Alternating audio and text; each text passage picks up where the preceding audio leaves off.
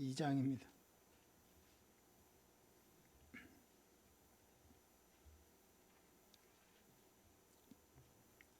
디모데후서 2장 14절에서 26절까지 읽겠습니다. 디모데후서 2장 14절에서 26절까지 말씀입니다. 교독하겠습니다. 너는 그들로 이 일을 기억하게 하여 말다툼을 하지 말라고 하나님 앞에서 엄히 명하라. 이는 유익이 하나도 없고 도리어 듣는 자들을 망하게 함이라.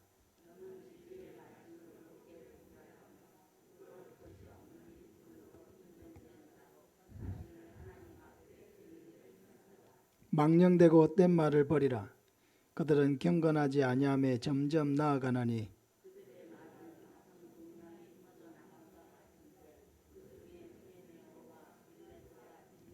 진리에 관하여는 그들이 그릇되었도다. 부활이 이미 지나갔다 하므로 어떤 사람들의 믿음을 무너뜨리느니라.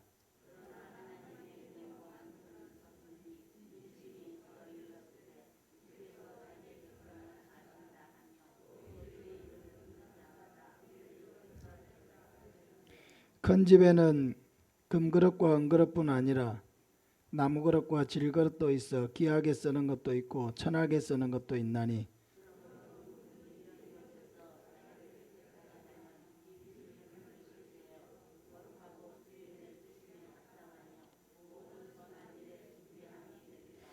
또 너는 청년의 정욕을 피하고 주를 깨끗한 마음으로 부르는 자들과 함께 의와 믿음과 사랑과 화평을 따르라.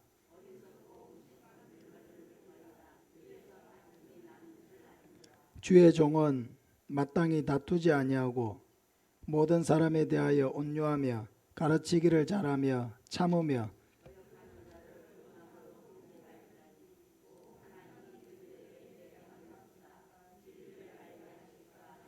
그들로 깨어 마귀의 올무에서 벗어나 하나님께 사로잡힌 바 되어 그 뜻을 따르게 하실까 함이라. 아멘. 하나님께 인정받는 일꾼이란 제목으로 말씀을 전하겠습니다. 우리는 모든 일에서 인정받는 사람이 되기를 원합니다. 그러나 사람에게 인정받는 것보다 더 중요한 것은 하나님께 인정받는 사람이 되는 것입니다. 사도 바울은 디모데에게 그리스도의 좋은 병사가 되라고 앞에서 권면한 후에 이제는 그리스도의 좋은 일꾼이 되라고 권면하고 있습니다. 1절에서 13절을 보면은 바울은 생명을 구원하는 사역을 하기 위해서는 마땅히 수고와 고난이 따른다. 그런 것이 필수적으로 필요하다 하는 것을 강조했습니다. 근데 이제는 조금 다른 차원에서 인정받는 일꾼이 되는 법을 우리에게 가르쳐주고 있습니다. 하나님께 인정받는 일꾼이 되기 위해서 우리가 어떻게 해야 합니까? 첫째는 진리의 말씀을 옳게 분별해야 한다고 말씀하고 있습니다. 15절 초반부에 보면 너는 진리의 말씀을 옳게 분별하며 라고 했습니다. 하나님께 인정받는 일꾼이 되기 위해서는 먼저 하나님의 말씀을 잘 아는 사람이 되어야 한다는 것입니다. 하나님의 말씀을 알아야 그 말씀 안에서 하나님이 기뻐하시는 일들을 할 수 있는 거죠. 하나님의 말씀을 잘 알면 그 말씀을 통해서 자연히 세상을 바라보는 눈이 생기고 하나님의 관점으로 모든 것을 바라보고 판단할 수 있는 그런 영적인 안목을 가지게 됩니다. 그러면 하나님의 말씀을 잘 알기 위해서는 어떻게 해야 합니까? 첫째는 말씀을 많이 들어야 합니다. 예배를 사모하고 말씀을 사모하면서 말씀을 기쁘게 들어야 합니다. 말씀을 들을 때 판단하지 말고 그 말씀을 기쁘게 내 마음에 수용하시기를 바랍니다. 귀로 들어오는 말씀은 그냥 흘러가 버릴 수 있습니다. 그러니까 말씀을 들을 때는 귀로 들어서 마음에 새기시기를 바랍니다. 우리 한번 따라합시다. 하나님의 말씀을 마음에 새기자. 말씀을 듣고 마음에 새겨야 합니다. 그러면은 반드시 그 말씀이 열매를 맺습니다. 마음에 새긴다는 것은 씨를 땅에 심는 것과 같은 것이죠. 마음에다가 뭘 심느냐? 말씀을 심어야 되는 거죠. 그러면은 생명이 있는 것은 반드시 싹이 나게 되어 있습니다. 여러분, 콩을 심어 놓고 내가 콩을 어디다 심었지 고민할 필요가 있습니까? 없습니까? 없죠. 예. 비가 한번 오고 이렇게 하면은 나 여기 있지 하고 싹이 올라옵니다. 그죠? 생명력이 있는 것은 반드시 표를 내는 것입니다.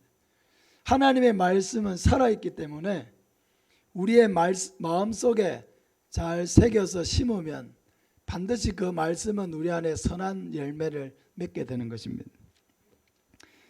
두 번째로 말씀을 많이 읽고 묵상을 해야 합니다. 새벽기도 오신 분들은 지금 성경을 거의 일독을 다 해가고 있습니다. 아마 1월달까지는 아마 조금 해야 될 것 같은데요. 어쨌든 매일 와서 석 장씩 하나님의 말씀을 읽어 나가니까 아마도 읽을 때 여러분이 많이 느꼈을 것입니다.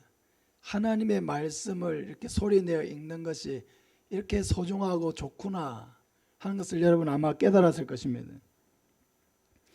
개인적으로도 말씀을 꾸준히 읽으시길 바랍니다. 말씀을 읽다가 내 마음에 깊은 감동을 주실 때에는 거기서 멈춰서 왜 이 말씀이 내 마음에 이렇게 깊이 마음속에 하나님께서 은혜를 주시는가를 묵상해 보시길 바랍니다.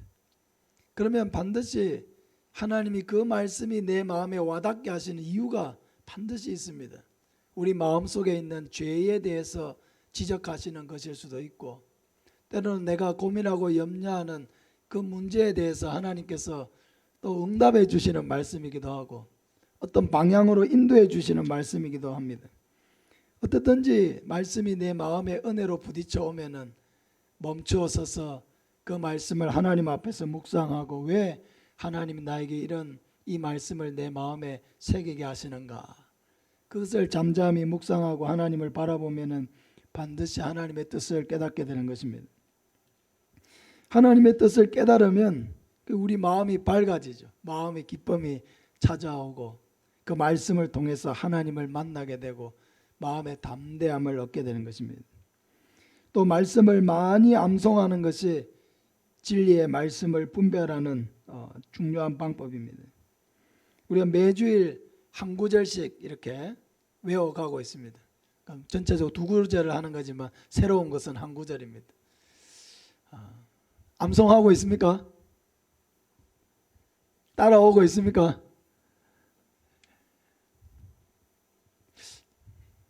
소리가 크시던데. 예. 근데 요즘에 많이 하시는 것 같아요.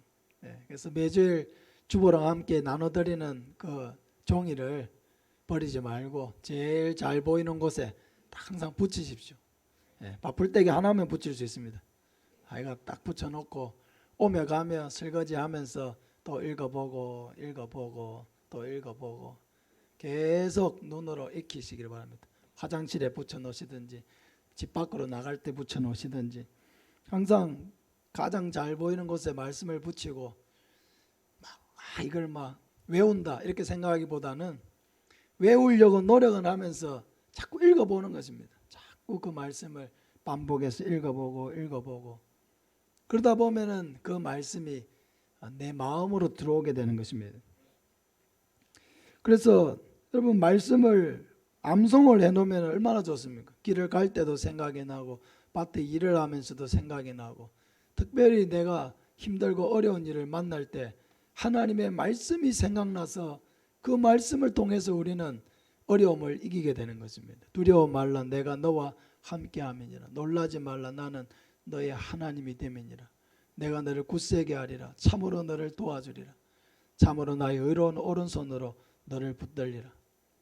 아무것도 염려하지 말고 다만 모든 일에 기도와 간구로 너희 구할 것을 감사함으로 하나님께 아뢰라. 그리하면 모든 지각에 뛰어난 하나님의 평강이 그리스도 예수 안에서 너희 마음과 생각을 지키시리라. 하나님의 말씀을 내 마음속에 새기고 있으면 내가 염려하지 말고 기도해야 되겠구나. 두려워 말지 말고 놀라지 말라. 하나님이 나와 함께 하시는구나. 말씀을 통해서 내 마음속에 다시금 새기고 하나님을 그 말씀을 통해서 바라볼 수가 있게 되는 것입니다. 두 번째로 인정받는 일꾼은 부끄러울 것이 없는 일꾼이 되어야 합니다. 15절을 다시 한번 보면 너는 진리의 말씀을 옳게 분별하며 부끄러울 것이 없는 일꾼으로 인정된 자로 자신을 하나님께 드리라고 말씀하고 있습니다. 부끄러울 것이 없는 일꾼이 뭡니까? 부끄러운 일을 하지 않는 일꾼이죠. 부끄러울 일이 없는 일꾼은 부끄러운 일을 하지 않는 일꾼이 부끄럽지 않은 일꾼입니다. 자신의 행동에 떳떳한 사람입니다. 그러므로 그래도 우리는 항상 이러한 노력은 하지만은 항상 우리를 넘어지게 하는 일들이 항상 내 곁에 있다는 것을 우리는 생각하면서 경계하고 또 우리의 마음을 다잡아야 하는 것입니다. 고린도전서 6장 9절에 불의한 자가 하나님의 나라를 유업으로 받지 못할 줄을 알지 못하느냐. 미혹을 받지 말라. 음행하는 자나 우상 숭배하는 자나 간음하는 자나 탐색하는 자나 남색하는 자나 도적이나 탐욕을 부리는 자나 술 취하는 자나 모욕하는 자나 속여 빼앗는 자들은 하나님의 나라를 유업으로 받지 못하리라. 여기에 우리를 죄에 빠뜨리는 것이 세 가지가 등장합니다. 첫째는 우상 숭배, 두 번째는 음란한 죄, 세 번째는 술입니다. 왜 우상 숭배에 사람들이 빠집니까? 보이지 않는 하나님보다 내 앞에 보이는 형상이 더 가깝게 느껴지기 때문입니다. 왜 음란에 빠집니까? 영적인 즐거움보다 육체적인 즐거움이 피부에 더 와닿기 때문입니다. 왜 술에 빠지게 됩니까? 술이 이렇게 주는 그런 기분 좋은 자유함이 있기 때문입니다. 이러한 것들은 어떤 순간의 그런 기쁨을 위해서 영원한 기쁨을 빼앗아가는 그런 악한 것들입니다. 이런 불량식품을 좋아하면은 순간적으로 달고 맛이 있어서 먹게 되지만은 그것이 우리 몸속으로 들어가면은 다 우리를 해롭게 하는 것들입니다. 그러므로 이러한 죄악들은 순간 잠시 잠깐 우리의 마음을 빼앗고 우리를 쾌락에 빠지게 할 수는 있겠지만은 그건 우리의 영혼을 썩게 만들고 우리의 인생에 많은 아픔과 상처를 가지고 오는 것입니다. 그러므로 우리는 이 같은 것들을 단호하게 끊어야 하는 것입니다. 갈라디아 5장 19절에 육체의 일은 분명하니 곧 음행과 더러운 것과 호색과 우상숭배와 주술과 원수 맺는 것과 분쟁과 시기와 분냉과 당짓는 것과 분열함과 이단과 투기와 술취함과 방탕함과 또 그와 같은 것들이라. 전에 너희에게 경계한 것 같이 경계하노니 이런 일을 하는 자들은 하나님의 나라를 유업으로 받지 못할 것이요. 고린도전서에서 했던 이 말씀이 갈라디아서에 똑같이 반복되고 있습니다. 여기에 앞에서 말한 우상 숭배, 음란, 술에 대한 세 가지 외에도 하나됨을 깨뜨리는 죄악들이 포함되어 있습니다. 분열과 시기와 분쟁이라는 하나됨을 깨뜨리는 죄악들입니다. 우리의 삶에서 우리가 가장 경계해야 될 죄악 중에 하나가 하나됨을 깨뜨리는 거죠. 교회의 하나됨과 화목을 깨뜨리는 죄가 큽니다.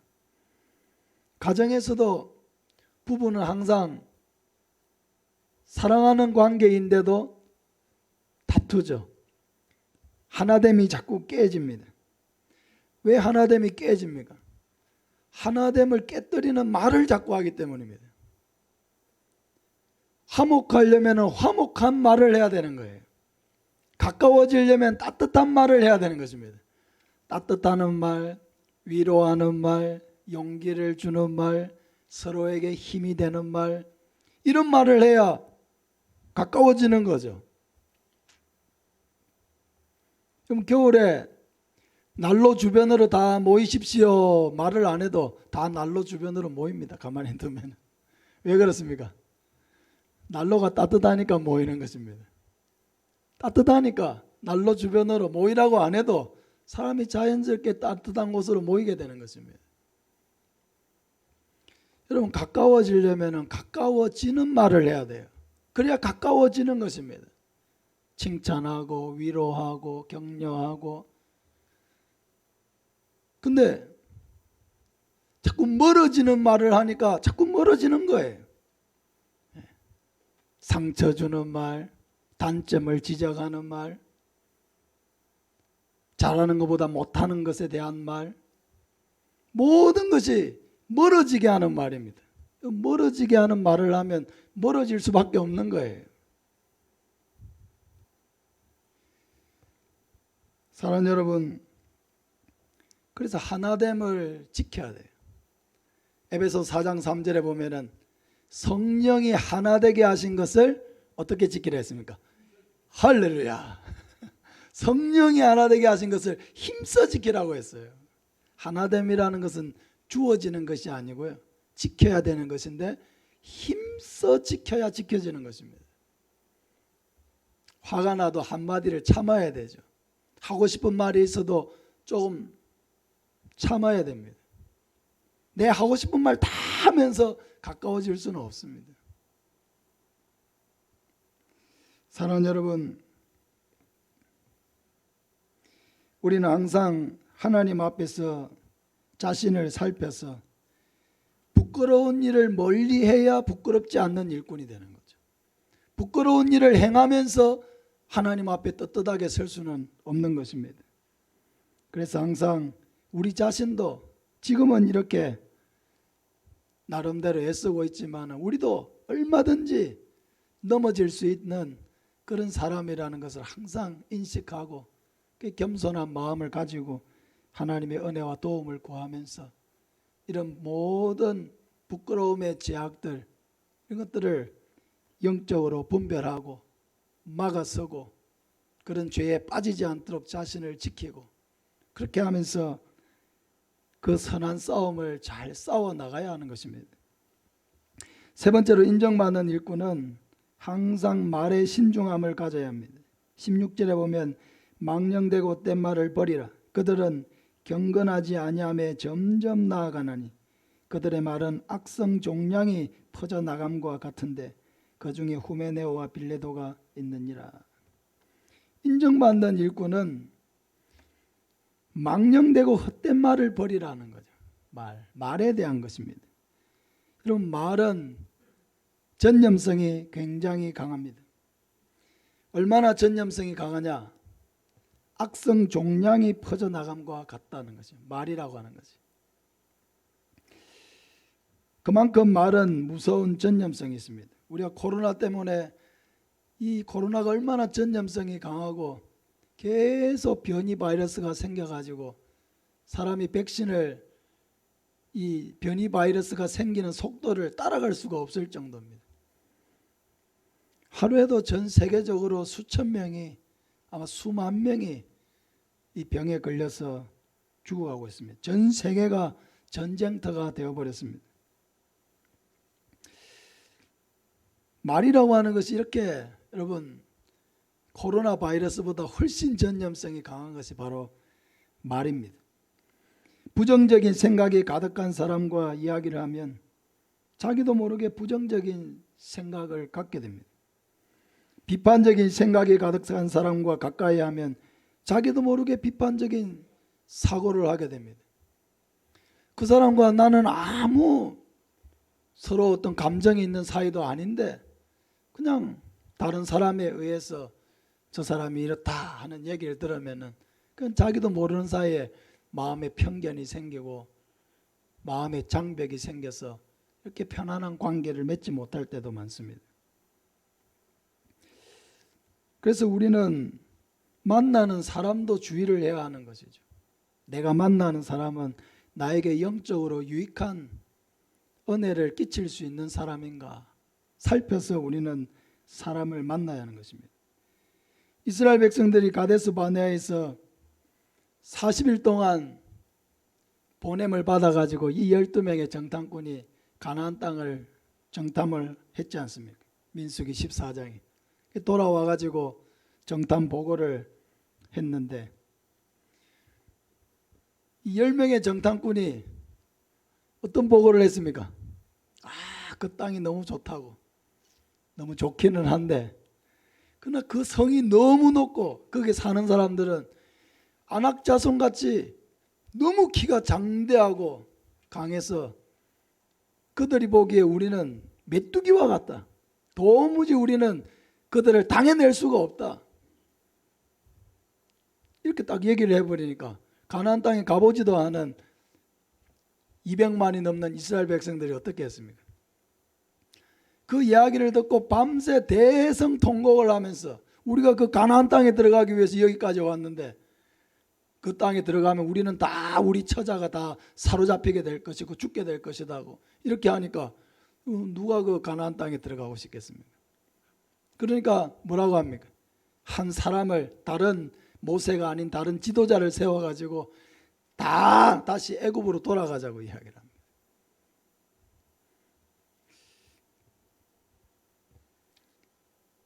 믿음의 사람 여호수아 갈렙이 아무리 하나님께서 우리와 함께 하시니까 그들은 우리의 밥이라고, 반드시 우리가 그 땅을 차지할 수 있다고 아무리 얘기해도 이제는 그 말이 들어오지 않는 것입니다. 결국 어떻게 되었습니까? 10명이 옳았습니까? 2명이 옳았습니까? 그 10명의 말을 듣고 부정적인 생각을 가지고 여기까지 인도해 오신 하나님, 홍해를 가르시고 만나 메추라기를 먹이시고 낮에는 구름기둥으로 밤에는 불기둥으로 인도하시고 반석에서 물을 내신 그 하나님은 다 온데간데 없어져 버리고 불신앙으로 하나님을 믿지 아니하고 원망했던 그 모든 사람들, 40년 동안 광야를 떠돌면서 20세 이상의 모든 성인 남녀가 다 죽기까지 40년을 방황했습니다. 결국 가나안 땅에 들어간 사람은 누굽니까? 20세 이상, 그때 가데스 바네아를 기준으로 했을 때 20세 이상의 사람 중에서는 여호수아와 갈렙, 믿음으로 하나님을 바라보고 고백했던 이 두 사람 외에는 아무도 가나안 땅에 들어가지 못했습니다. 사랑하는 여러분, 에베소 4장 29절에 무릇 더러운 말은 너희 입 밖에도 내지 말고 오직 덕을 세우는데 소용되는 대로 선한 말을 하여 듣는 자들에게 은혜를 끼치게 하라. 무릇 더러운 말은 너희 입 밖에도 내지 말고 오직 덕을 세우는데 소용되는 대로 선한 말을 하여 듣는 자들에게 은혜를 끼치게 하라. 여러분, 내 삶을 뭔가가 망친다고 하면요, 나를 망치는 것은 다른 것이 아닙니다. 내가 한 말입니다. 내가 한 말이 내 인생의 장애물이 되고 내가 한 말이 내 인생의 올무가 되는 것입니다. 또 내 인생이 하나님이 뜻하시는 인생으로 이끌려진다면 그 역시도 내 말이 믿음의 고백으로 나온 것인지 불신앙으로 나온 말인지 그 말이 우리의 인생을 이끌어가는 것입니다. 여러분, 더러운 말이라고 하는 것이 무엇입니까? 좋지 못한 말이죠. 다른 사람을 비난하는 말이죠. 부정적인 말이죠. 삐딱한 말이죠. 자세히 알지도 못하면서 하는 말이죠. 자기 생각을 하면서 남의 생각, 남의 이야기처럼 하는 말이죠. 이 모든 말들이 더러운 말들입니다. 우리의 영혼을 해롭게 한다는 것입니다. 그래서 성도는 항상 입술을 지켜야 하는 것입니다. 어느 누구도 자기 자신을 이미 다 성숙한 자로 생각해서는 안 됩니다. 고린도전서 10장 12절에 그런즉 선줄로 생각하는 자는 넘어질까 조심하라. 나는 다 됐다. 나는 성숙하다. 나는 충분히 훌륭하다. 그러면 아무도 그렇게 교만할 수가 없다는 것입니다. 선줄로 생각하는 그때에 우리는 넘어지게 되는 것입니다. 입술은 우리의 인생을 창조해 나가는 매우 중요한 기관입니다. 우리의 말이 우리의 삶을 창조해 나갑니다. 여러분, 제가 지난 4년간 여기서 목회를 하면서 여러분 어떤 말들을 들으셨습니까? 한번 생각해 보시기를 바랍니다. 저는 끊임없이 창조의 말을 하려고 노력하고 있습니다. 그냥 내뱉는 말이 아니라 하나님께서 우리에게 주신 은혜와 그 약속을 생각하면서 끊임없이 우리 교회에 하나님이 주실 은혜들을 말씀으로 선포하고 입술로 고백하면서 우리 교회가 하나님의 역사와 꿈과 비전을 계속적으로 바라보며 선포하도록 그렇게 그 한마디 한마디에 믿음을 담아서 그 말이 여호수아와 갈렙의 믿음의 고백처럼 하려고 노력하고 있습니다.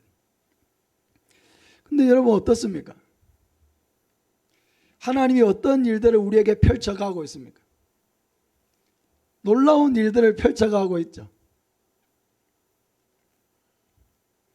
우리가 생각하지 못한 일들을 만들어가고 계십니다. 하나님은 많은 계획을 가지고 계시고 우리를 통해서 놀라운 역사를 이루려고 하십니다. 중요한 것은 우리가 마음을 여는 것입니다. 우리의 생각을 열고 믿음으로 하나님을 바라보고 하나님이 우리 교회를 바라보는 그 관점으로 나도 우리 교회를 바라보고 우리의 미래를 바라보면서 함께 믿음으로 고백하는 것입니다. 하나님께서 아브라함이 아이를 낳지 못하고 있을 때, 사라가 아이를 가지지 못할 때에 어떻게 하셨습니까? 아브라함, 고귀한 아버지라고 하는 이 아브라함의 이름을 아브라함, 열국의 아버지라는 이름으로 바꾸셨습니다. 사레, 나의 공주라고 하는 이 개인적인 이름의 뜻을 사라, 열국의 어머니라는 그 뜻을 가진 이름으로 바꾸셨습니다. 왜 바꾸셨습니까? 하나님이 아무리 아들을 준다고 해도 안 믿는 거예요. 안 믿어요. 아브라함과 사라가 안 믿는 겁니다. 안 믿으니까 누가 태어났습니까? 이스마엘이 태어났잖아요. 인간적인 자기의 생각, 계획으로 낳은 아들이죠. 이스마엘. 하나님이 아무리 아들을 주겠다고 해도 안 믿으니까 믿음으로 고백하게 하신 거죠. 사라가 남편을 부를 때 아브라함, 아들이 한 명도 없는데 열국의 아버지여 부르게 하는 겁니다. 지금은 없지만은 하나님을 바라보고 하나님이 주실 자녀들을 바라보고 열국의 아버지라고 입술로 고백하게 하는 거죠.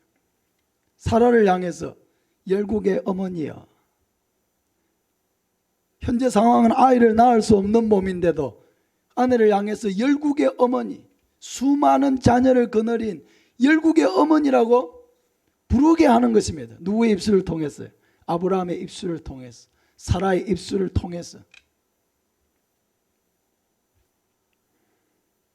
결국 어떻게 하셨습니까? 말씀대로 하나님께서 그 가정에 자녀를 주시고 그 아들을 통해서 야곱을 주시고 야곱을 통해서 12아들을 주시고 12아들을 통해서 12지파를 주시고 이스라엘 민족을 주시고 이제는 예수 그리스도를 구주로 믿는 모든 전 세계의 하나님의 자녀들이 아브라함의 자손으로 일컬어지지 않습니까? 하나님의 역사는 반드시 이루어지기 때문에 우리에게 믿으라고 하는 것입니다. 사랑하는 여러분, 믿음으로 하나님을 바라보시길 바랍니다. 자기 생각에 갇혀 있으면 안 돼요. 끊임없이 자기를 부인하세요. 하나님을 바라보세요. 거기에 역사가 일어나는 것입니다. 우리 같이 한번 기도하겠습니다.